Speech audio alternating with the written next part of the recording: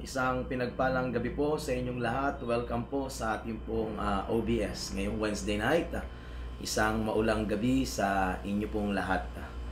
At purihin ang Panginoon sapagkat kasabay ng pagbuhos ng ulan, tayo'y sumasampalataya na bubuhos din ang pagkilos ng Diyos sa ating mga buhay. Sa inyo pong lahat na lagi nating nakakasama sa ating online ministry, sa ating mga kapatiran sa CHF, mga kamisyon natin sa across the nation at sa iba't ibang mga gawain kung saan tayo ay napapaloob. Welcome po sa ating online Bible study. At ngayon pong Miyerkules, itutuloy natin ang ating pag-aaral ng salita ng Diyos sa ating pong end time deception topic.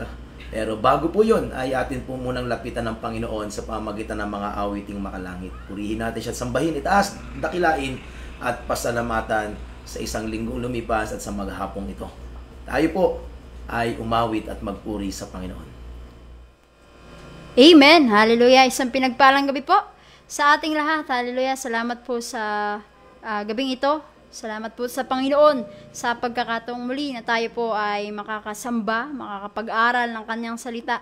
Kaya naman sa atin pong lahat, hallelujah, inaayahan ko po kayo na patuloy po tayo mag-mention, patuloy po natin itong i-share sa atin po mga mahal sa buhay, kapatid, kapamilya, saan man po sila naroon, ay sama-sama po tayong mapagpala ng gawain ito ngayong gabi. Kaya naman po, habang tayo po ay nag-mention, habang i-share po natin ang gawaing ito, tayo po ay sasamba, magtataas ng papuri at luwalhati sa ating Diyos na buhay at makapangyarihan sa lahat. Kaya naman, patuloy ko po kayo inaayahan na ihanda po natin ang ating sarili sa pagpupuri at pagsamba natin sa ating Panginoon. Hallelujah! Panahoy lumilipas, maungkoy kumukupas, pero ang salita mo, Panginoon, at pag-ibig mo ay hindi magwawakas. Amen! Hallelujah! Hallelujah! Panahoy lumilipas, maungkoy kumukupas, ngunit ang pag-ibig mo, Jesus, hindi magwawakas. Magbago man ang mundo, magbago man ang mundo, isa lang ang totoo. Mga pangako at salita mo matutupad ito.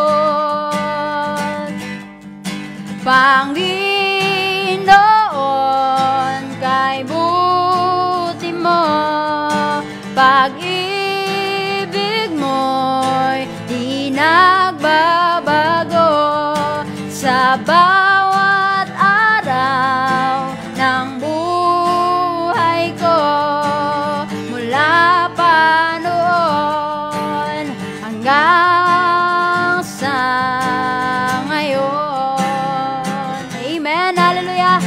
sanata mong tagumpay sa aking buhay, sanata mong tagumpay sa aking buhay.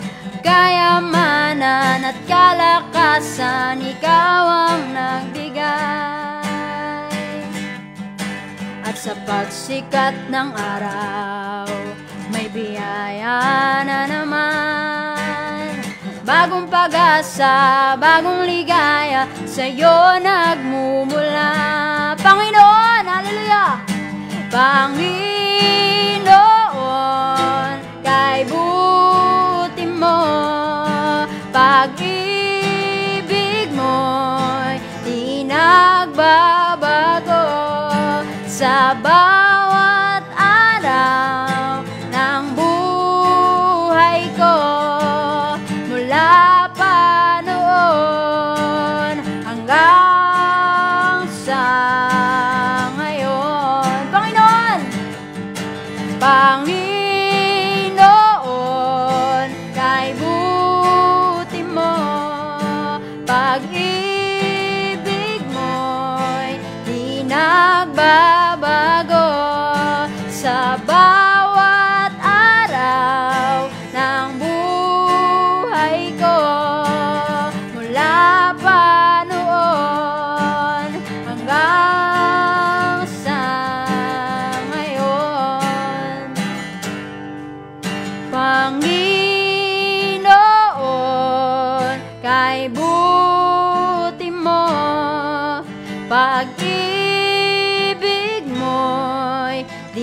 nagbabago sa bawat araw ng buhay ko. Mula pa noon hanggang sa ngayon. Panginoon, Panginoon, kay buti mo. Yes, Lord, pag-ibig mo'y di nagbabago sa bawat araw ng buhay ko. Mula pa noon hanggang sa ngayon.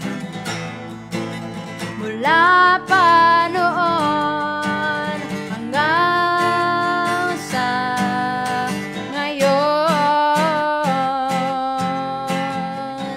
Amen. Hallelujah. Tunay, O God, na ang pag-ibig mo ay hindi nagbabago. Hallelujah. Tayo ay patuloy na dumako sa pag-ibig ng Diyos at sa presensya niya. Oh, hallelujah.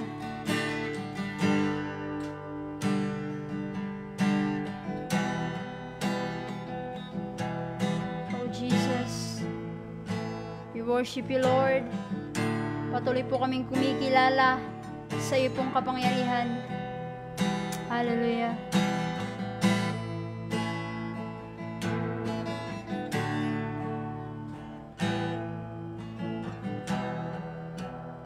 Here I am waiting. Abide in me, I pray.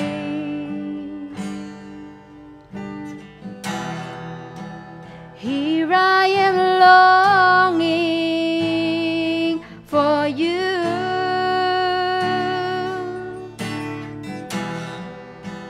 Hide me in your love and bring me to my knees.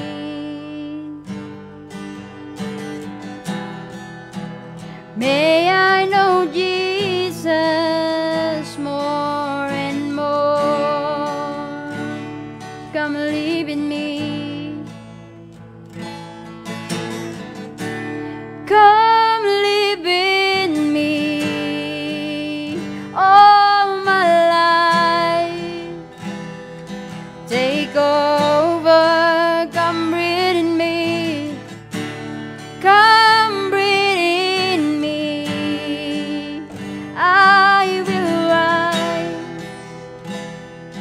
on eagle's wings. Oh, hallelujah. Hallelujah. Patuloy tayong magnasa sa ating Panginoon sa oras na ito. Hallelujah.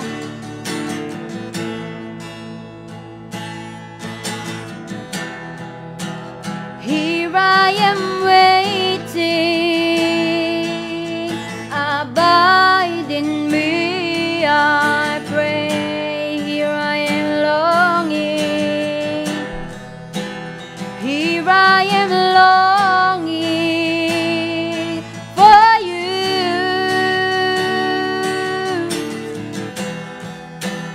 Hide me in your love and bring me to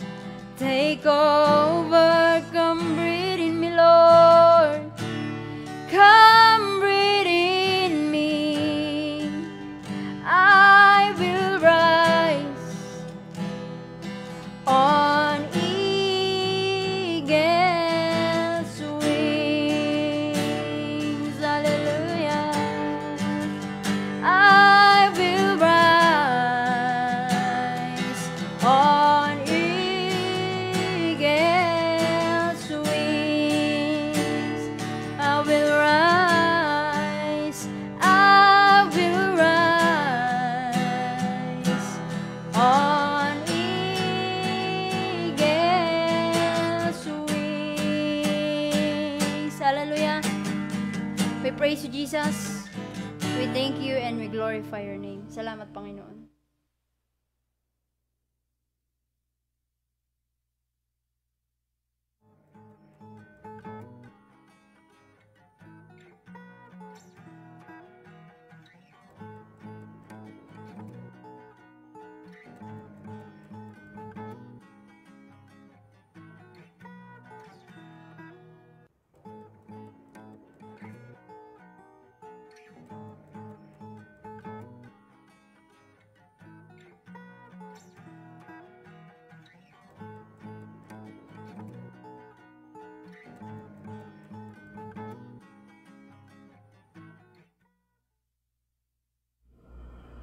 Amen. Praise the Lord. Salamat sa mga awiting makalangit. Tayo po ay dumulog sa paanan ng biyaya ng Diyos sa pamamagitan ng isang panalangin. Panginoon, salamat po sa oras na ito. Salamat sa iyong kabutihan at katapatan.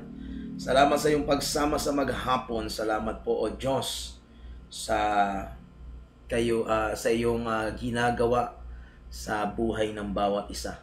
Kami po ay patuloy na nagpapasakop sa inyo at kumikilala sa iyong kataasan at kapamahalaan. Panginoon, patawarin niyo po kami sa lahat ng aming mga pagkukulang, pagkakamali at pagkakasala sa gabing ito. Panginoon, inihiling namin ang iyong malaya at makapangyarihang pagkilos ay aming maranasan. Pagharian niyo po kami at pangunahan sa gabing ito.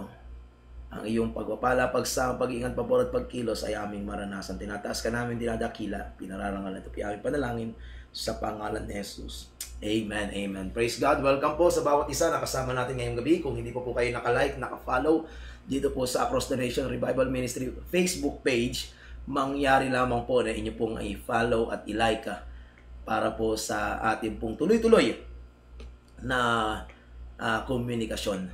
So, salamat sa Panginoon. Tayo po ay nag-aanyaya sa lahat ng mga tiga-General Mamerto Natividad, Nueva Ecija, sa darating po na Sabado, July 12, alas 3 ng hapon, tayo po ay merong gaganaping gospel campaign diyan po sa Barangay Belen, sa mismong gym ng Barangay Belen, General Natividad, Nueva Ecija. Kung kayo po ay mga tiga Natividad or mga malalapit lamang sa bayang iyan, malugod po namin kayong inaanyayahan upang mapakinggan ang salita ng Diyos, sapagkat sa pakikinig, ang pananampalataya ay nanggagaling. At sa pananampalataya, tayo po ay nakasusumpong ng pagkilos ng Panginoon. Sa screen ay makikita po ninyo ang anunsyo, ang poster ng ating pong gaganaping gawain. Ang ating pong host ay ang ating pong church sa Natividad, Citizens of Heaven Fellowship sa General Mamerto Natividad, sa pangunguna po ni Pastor DJ Hipolito. At nandyan po ang kanyang contact number para po sa mga interesado at nais maging kabahagi. Tayo po ay mananalangin sa mga may sakit at aas at magtitiwala sa kapangyarihan ng salita ng Diyos at sa pangako ng Panginoon. Kaya kung kayo po ay merong mga sakit o may mga kakilala na nangangailangan ng himala at pagkilos ng Diyos, maaari niyo po silang dalhin at isama. Ulitin ko po, sa darating na Sabado na po ito, July 12, alas 3 ng hapon sa gym ng Barangay Belen, General Natividad. Kanina galing po tayo doon para mag house to house, mag-invite at purihin ang Panginoon. Sa kabila ng nag-aagaw na ulan at araw na panahon ay nagtagumpay ang ating pong gawain. Sa Biyernes, meron pong ulit babalik na team para patuloy na mag-invite.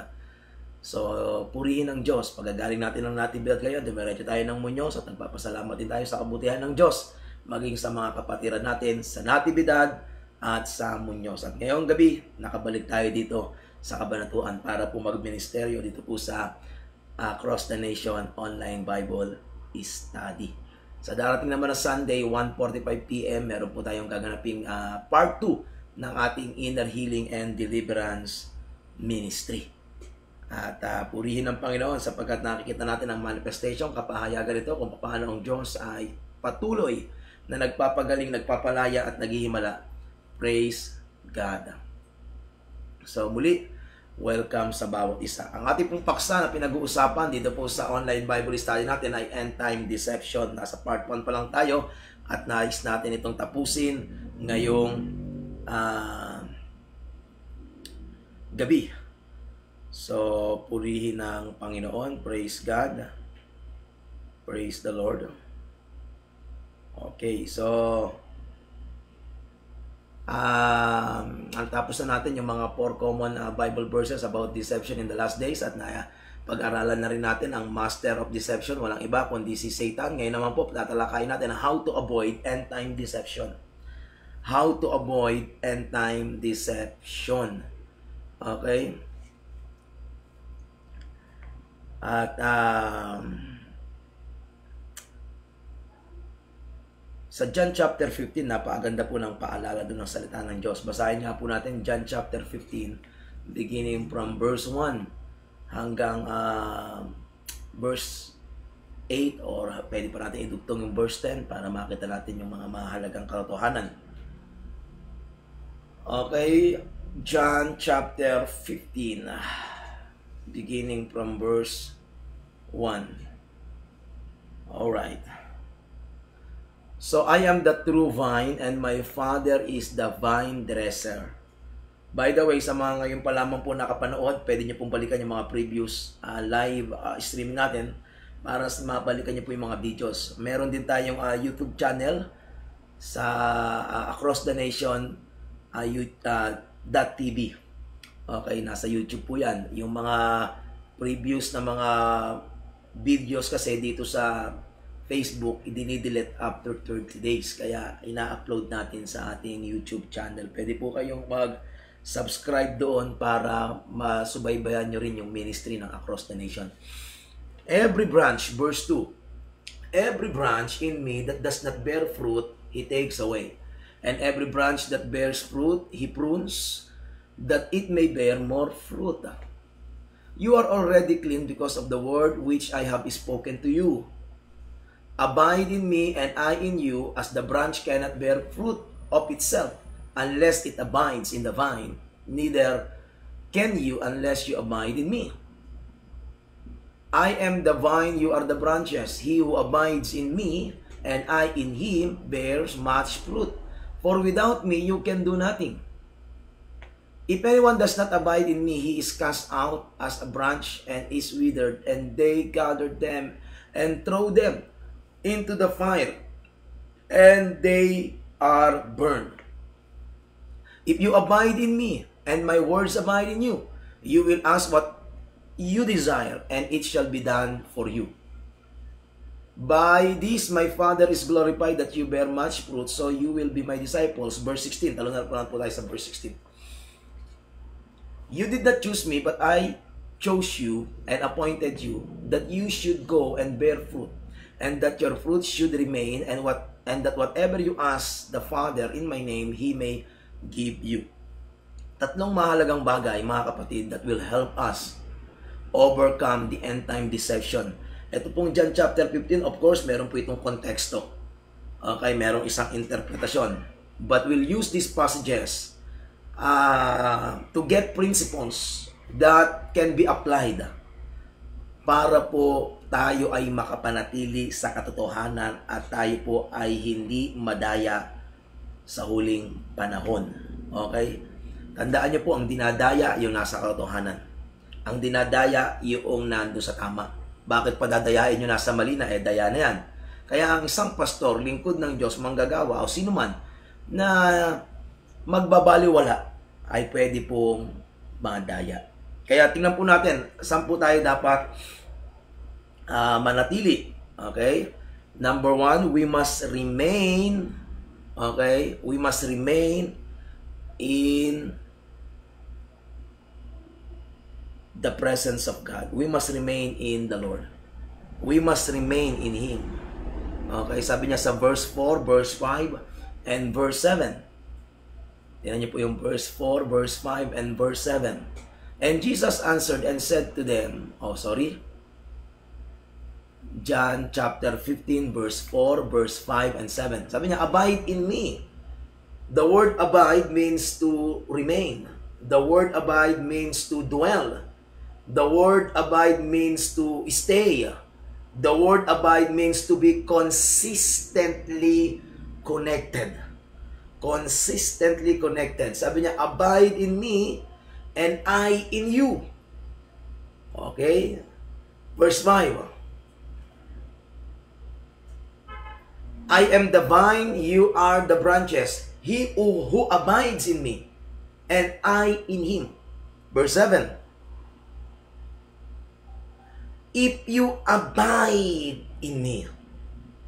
So, paulit-ulit, binibigyan ng diin yung abide in me, if you abide in me. Okay, kapag ang mga salita at mga praises ay inuulit-ulit, ito po ay nagbibigay sa atin ng diin. Binibigyan nito ng diin ang nais iparating ng sumulat. At isa sa mga susi, mga kapatid, para tayo makapanatili is to remain in God's presence. Now, what does it mean to remain in the presence of God? At dito po papaloob yung tatlong bagay na mahalaga. To remain in the presence of God, number 1, is to remain in His Word. Yan po yung nasa verse 7. Sabi niya, if you abide in me and my words abide in you. Deception. Bakit may mga nadideceive? Kasi mababaw sila sa salita ng Diyos. Okay? Hindi nahubog sa salita ng Diyos. Kaya merong mga Bible studies kagaya nito. Merong discipleship training. Merong mga pagtuturuan. Okay? Sa church, meron po kaming Bible class. At yung Bible class ay meron pang DBS, Discovery Bible Study. Pagkatapos ko pong magturo ng Bible class, ng topic, ng lesson, just like last Sunday, nagturo tayo tungkol sa faith, the basis of faith. And then, pagkatapos nun, meron silang 30 minutes para ito po ay i-DBS using yung kanila ng mga Bible. Okay? Bakit po ito mahalaga? Doctrine is our safeguard against error. Pag meron po tayong salita ng Diyos, it will help us, protect us. Okay? It will help us grow deeper. It will protect us. It is our safeguard against error. Sino po yung mga nadadaya? Yung walang alam sa salita ng Diyos. Yung hindi lumalim. Yung hindi nag-aral. Yung hindi nagkaroon ng paghasaliksik at pag-aaral ng salita ng Diyos. Nakinig na lang sa haka-haka, kuro-kuro at sabi-sabi ng iba. Hindi kumukonsulta sa salita ng Diyos. Hindi lumalalim sa salita ng Diyos.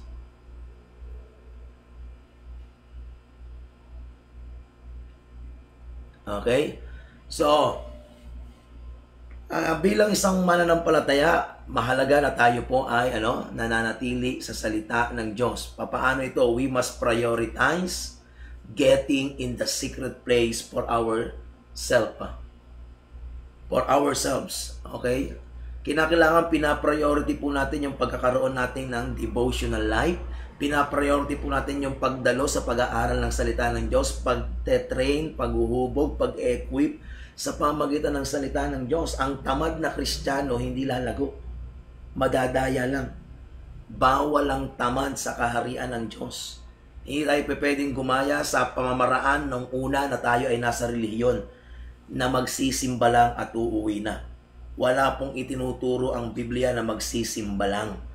Ang Christianity hindi po tungkol sa pagsisimba.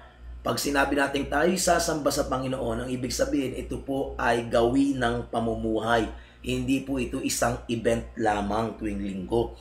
It has to be a lifestyle. Dapat makalaya po tayo sa pagiging Sunday morning Christian.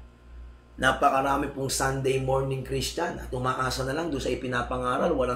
Walang kusang palo at pagnanasa na talagang lumalim pa sa salita ng Diyos. Remain in God's Word. Okay, kinakailangan i-prioritize natin yung ating pong pagkakaroon ng personal na ugnayan sa salita ng Diyos. You need to know the Bible. You need to study the Bible. You need to develop a relationship with the Word of God hanggang sa ikaw ay matuto ng makinig sa tinig ng Diyos. Sabi ng John chapter 8 verse 31. John 8:31. Then Jesus said to those Jews who believe him, If you abide in my word, you are my disciples indeed. If you abide in my word, you are my disciples indeed. Sino daw ang mga disciple? Yung nananatili, nananahan, nagpapatuloy, nananangan sa salita ng Diyos. Hindi pwedeng maging alagad yung nakikinig lang tapos na hanggang doon lang. No. Kailangan nananahan ka, nananatili ka, namumuhay ka ayon doon sa salita na yun. Kaya nga sabi ng Matthew chapter 7, verse 24, 25, 26, and 27, therefore, whoever hears these sayings of mine and does them, I will liken him to a wise man. Sino daw yung wise? Sino ang kagaya ng matalino, marunong? Yung nakikinig at nagsasagawa. Okay? Hindi lang hearer, but doer. Not just a hearer of the word of God, but doer of the word of God. Okay, siya po ay magagaya sa wise man. Okay, verse 25. Ano po ang nangyari sa wise man? And the rain descended, the floods came, and the winds blew and beat on that house, and it did not fall, for it was founded on the rock. Mahalaga po yung pundasyon. Okay, dapat tayo po ay inugatan sa salita ng Diyos. We must be anchored and rooted in the Word of God. A man who is anchored in the Word of God and a man who is anchored in the presence of God and rooted in the Word of God ay hindi po magigiba at hindi po maigugo po ng anumang sitwasyon. No storm, okay, of problems, of difficulties, of challenges, okay, can beat that kind of man. A man who is anchored in the presence of God and rooted in the Word of God. Amen. Hallelujah. Praise God. I hope you are getting the point, mga kapatid. Now, look at the contrast of the wise man to the foolish man. Verse 26. Sabi sa verse 26, but everyone who hears these sayings of mine and does not do them will be like a foolish man who built his house on the sand. Look at yung wise man, ang kanyang pundasyon ay rock. Pero yung foolish man ay sand. Ano nangyari sa kanya? Verse 27, and the rain descended.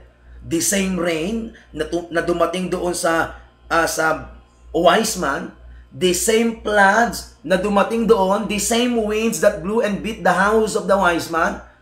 But this foolish man, or this foolish man's house, it fell, and great was its fall.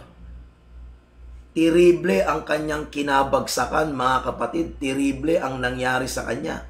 Bakit? Sapagkat wala pong pundasyon. Wala pong pundasyon ng salita ng Diyos. At yun po ang malungkot na katotohanan. Maraming mga mananampalataya sa dulo ay nawawala sa gawain. Even leaders, yung iba nga pastor na, naliligaw pa. Bakit? Dahil walang pundasyon. Hindi lumalim sa salita ng Diyos. Walang pundasyon. Hindi sa bato nakasandig.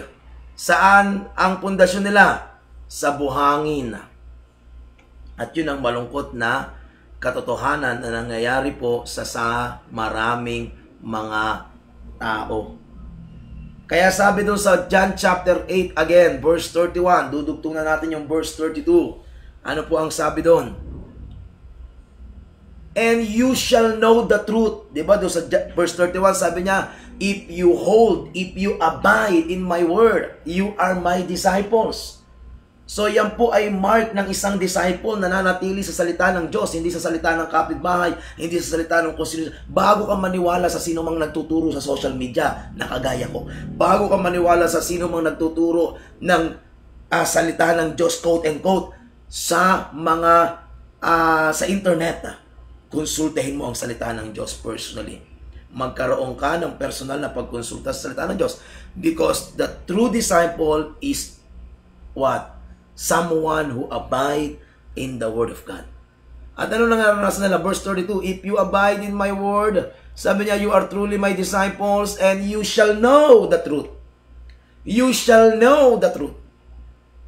And the truth shall make you free. Ano ang magpapalaya sa atin? Katotohanan. The truth shall make you free. John 17:17. Look at this. John 17:17. Sanctify them by your truth.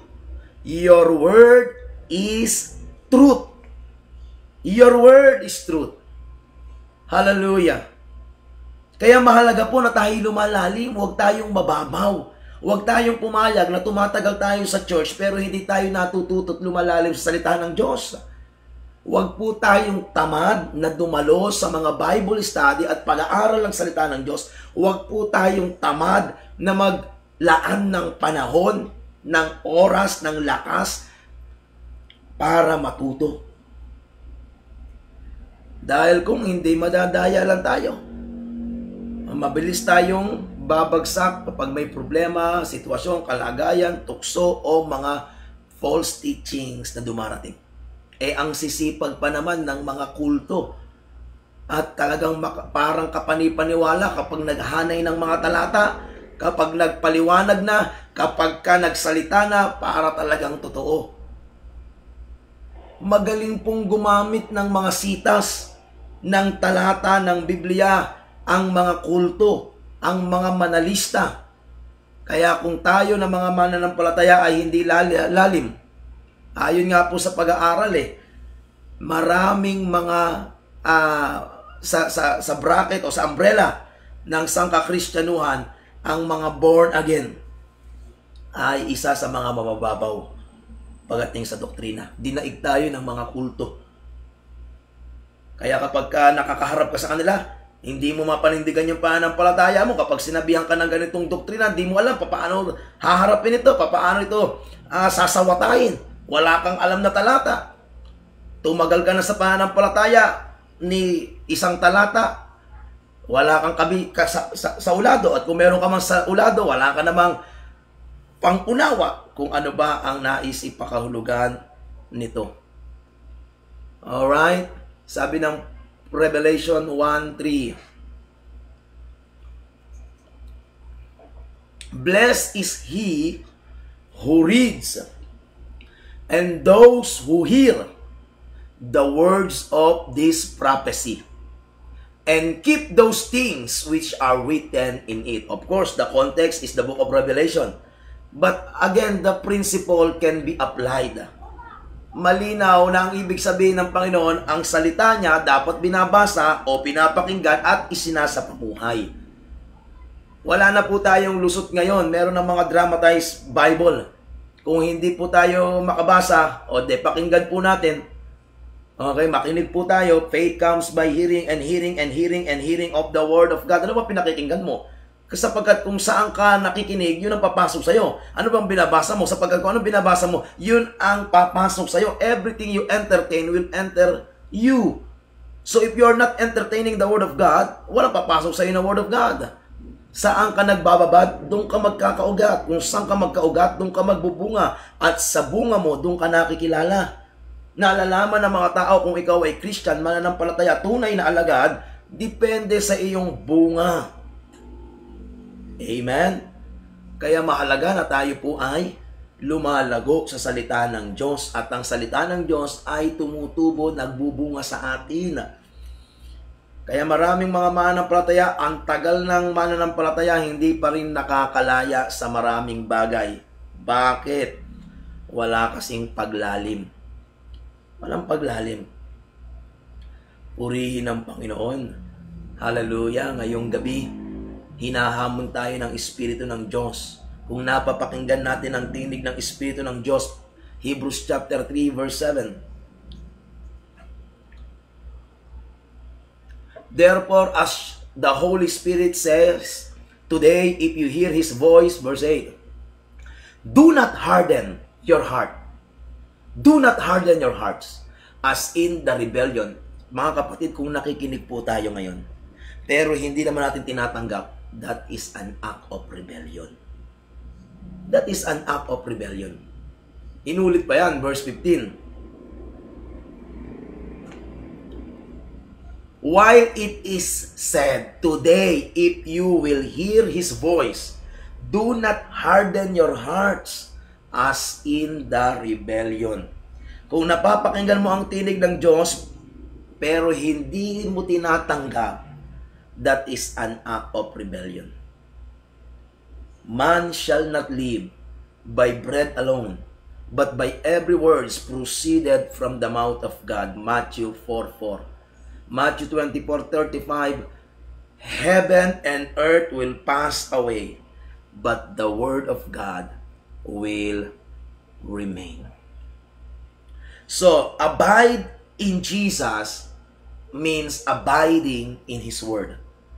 Abiding in Jesus means abiding in His word. Hindi tayo pwedeng magsabing nananatili tayo kay Kristo, pero itinatanggi natin ang Kanyang salita. Mahal natin si Kristo, pero wala tayong pag-ibig sa Kanyang salita. Sumusunod tayo kay Kristo, pero hindi naman natin inaalam ang Kanyang kalooban sa pamamagitan ng Kanyang salita. How can you follow Jesus without the Word of God? How can you obey His will without the Bible? Amen. Hallelujah. Tulungan tayo ng Diyos, mga kapatid, na sa gabing ito, tayo po ay patuloy na lumalim sa pagkakilala sa salita ng Diyos. Amen? Kaya marami pong nagsusulputang mga kulto. Marami pong nagsusulputang hidwang pananampalataya. Marami pong nagsusulputan na mga counterfeit Christian. Mukha rin talagang tama, mukhang totoo, gahibla ng buhok ang diferensya, o kaya naman talagang halos wala kang makitang diferensya sapagkat nag-speaking tongues din, nagsa-signs and wonders din, okay, Bible study, meron ding mga cell groups o meron ding mga ganitong activity, gawain, mukha talagang totoo. Pero merong salita ng Diyos na pwedeng maging basihan sino ang tama, sino ang totoo. At kung hindi mo alam ang salita ng Diyos, maniniwala ka na lang sa kasabihan ng marami, pare-parehas lang naman yan. Iisa lang naman ang Diyos na yan. Iisa lang naman ang tinatawagan natin, yung nasa itaas. Anong malay mo? Hindi mo kasi alam eh.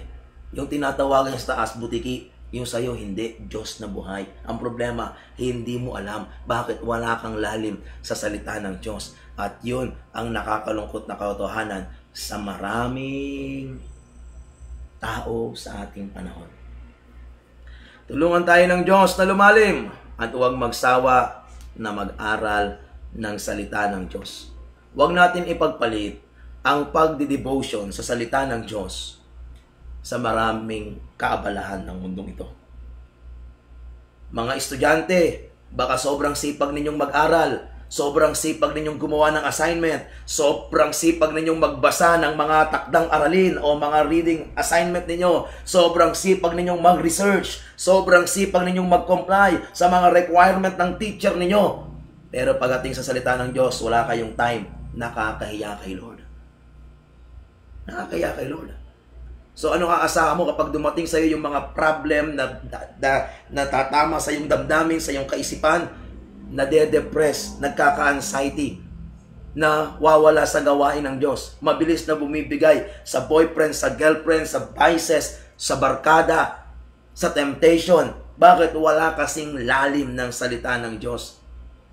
Meron kang panahon para mag-Facebook, meron kang panahon para mag-post, meron kang panahon para magbasa sa mga nakapost sa wall mo. Meron kang panahon para makipag-chat. Meron ka na nga messenger, may Twitter ka pa, may Instagram ka pa, at kung ano-ano pang social media platform na meron ka. Pero Bible, wala ka. Sobra ang gumastos sa yung gadget. Ka-upgrade mo lang, maghahanap ka na naman ng pang-upgrade, mag-a-upgrade ka na naman. Anong iPhone number na meron ikaw? Yes, may iPhone ka, may iPad ka pa. Ang problema, wala kang I am, the great I am, ang Diyos na buhay, na nagsasabi sa atin manatili tayo sa salita ng Diyos. Kaya maraming kabataan hindi nakakarating sa dapat na pinalalaw ng Diyos sa kanilang mga buhay. Kaya, ganoon din sa atin ng mga magulangin. Okay, baka naubos na ang ating enerhiya sa kakagawa ng mga trabaho mang bahay o trabaho sa ating mga pinagkakitaan at kabuhayan. Well, nothing wrong. Pero kung wala na tayong panahon sa salita ng Diyos, doon may problema. May panahon ka sa maraming bagay, pero sa salita ng Diyos ay wala. May problema. At hindi mo pwedeng sabihin na napagod ka na. Kapag ka ikaw ay pagod, nakakagawa ka ng panahon para magpahinga. Kapag ka ikaw ay gutom, nakakagawa ka ng paraan para makakain. Kapag ka mayroon kang gusto, nagagawan mo ng paraan para makamit.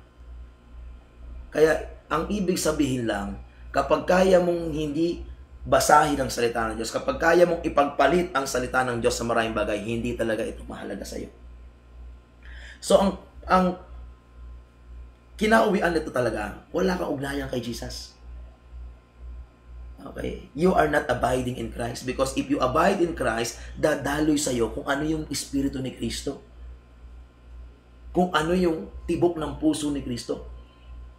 At si Kristo ay halimbawa ng pagtalima sa salita ng Diyos. Naparito siya para ganapin at tuparin ang kalooban na nagsugo sa kanya. So everything that was prophesied about him, he fulfilled according to the scripture. So he set the example. Kaya wala tayong excuse. Kung talagang si Kristo ay nasa atin, dadalo ito sa atin, itong magiging tibok ng puso natin. Panahon na para tayo ay lumalim. Panahon na para tayo magkaroon ng relasyon sa salita ng Diyos. Ang Bible, mga kababayan, hindi po dinidisplay lang sa bahay. Kapal na ng alikabok ng Bible natin. Masabi lang na tayo relihiyoso at may Bible. Hindi po ganun yun. Binabasa po yan. Inaaral at isinasapamuhay. Mga kapatid, mga kababayan, naturingan tayong Kristiyanong bansa, pero maraming Pilipino walang pagpahalaga sa salita ng Diyos. Para sa kanila, ang Diyos ay para sa kanila, ang Diyos ay parang genie na kapag may kailangan, hihiling. Parang manika na kapag pagka naghahanap ng paglilipasan ng oras, ay pagsisimba o lalapit sa Diyos. Pero hindi talaga lifestyle. Basagin na po natin yan, mga kapatid. Huwag nating sayangin ang pagkakataong ibinibigay ng Diyos. Huwag tayong tumulad sa iba. At huwag nating maging katwiran pare-parehas lang. Hindi po. Ang tunay na Diyos at tunay na mayroong relasyon sa salita ng Diyos, ang buhay ay nababago at ang buhay ay naka-align sa kalooban ni Kristo. You see, devoting your life in the Word of God will align you to the will of God. It will align your life to the purposes of God. It will bring deliverance. It will bring healing. Sabi ng 107 verse 20 ng Psalm, I sent my word and heal your disease. It will bring deliverance. You will know the truth and the truth will set you free. It will bring transformation. The Word of God. You sanctify them by the truth, and your word is the word of truth. John 17:17. So every time we devote ourselves in the Word of God, it brings deliverance, it brings healing, and it brings transformation. Kaya hindi pwedeng hindi mabago ang buhay ng isang taong nakatalaga sa salita ng Diyos. Amen?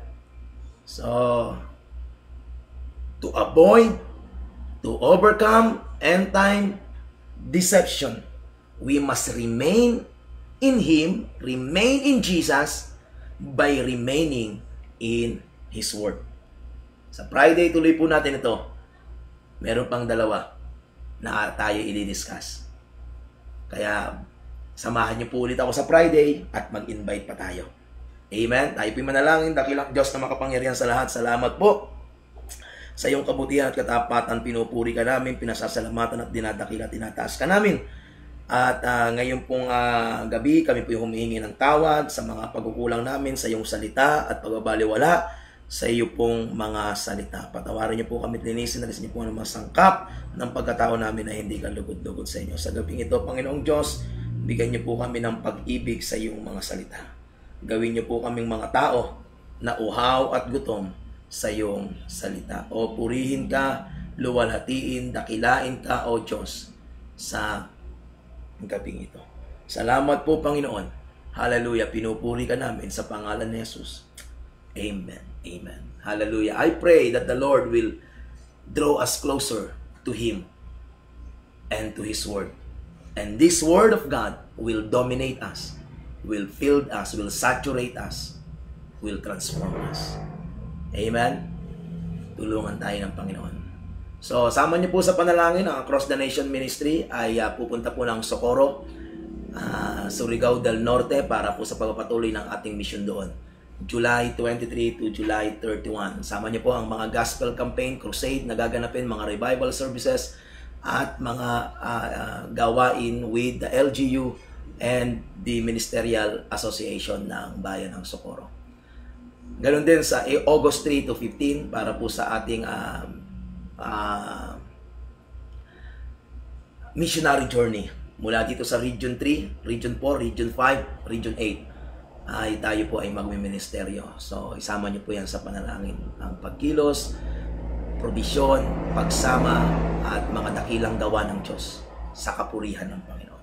Muli, maraming salamat po sa inyo pong pagsama. Kung nais nyo pong imbitahan ang Across the Nation sa inyo pong mga area para mag-conduct ng training, conferences, crusade, ay pwede po kayong makipag-unayan sa page na ito. Ulitin ko po, paki-like, paki-follow ang page na ito. Pwede rin po kayong mag-subscribe sa ating pong YouTube channel. Maraming salamat po sa inyo pong pagsama. Sumayin niyo po ang pagpapala, pag-iingat, pabor at pagkilos ng Diyos. Kita po tayo muli sa araw ng Biyernes, alas 8 ng gabi. Maraming salamat, magandang gabi, at sa Diyos ang papuri. God bless po. To God be all the glory. In Jesus' name, Amen. Amen.